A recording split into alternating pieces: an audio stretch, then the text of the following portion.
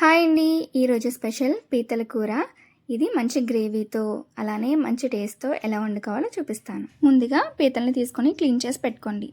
2 పెద్ద సైజ్ ఆనియన్స్ని పేస్ట్ చేసి పెట్టుకోండి. ఇప్పుడు మసాలా కోసం మిక్సీ జార్లో అల్లం ముక్కలు, వెల్లుల్లి, గసగసాలు, ధనియాలు, జీలకర్ర ఇవన్నీ పేస్ట్ చేసి పెట్టుకోండి.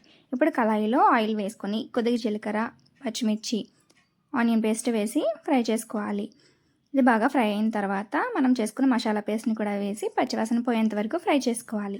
టమాటా ముక్కలను వేసుకొని మూత పెట్టి మగ్గించుకోవాలి. టమాటా ముక్కలు మెత్తగా అయిన తర్వాత అందులో సరిపడా కారం, ఉప్పు, గరం మసాలా వేసి కొంతసేపు ఫ్రై చేసి టీ గ్లాస్తో వాటర్ వేసుకొని మూత పెట్టి ఆయిల్ పైకి తేలేంత వరకు ఉడికించుకోవాలి. క్లీన్ చేసుకున్న పీతలను కూడా వేసుకొని మసాలా అంతా బాగా పట్టించి ఒక 5 నిమిషాలు మూత పెట్టి మగ్గించుకున్న తర్వాత వాటర్ వేసి కూర దగ్గర పడేంత వరకు ఉడికించుకోవాలి. చివరిగా కొత్తిమీర వేసుకొని స్టవ్ ఆఫ్ చేసుకోవడమే. Please subscribe my channel.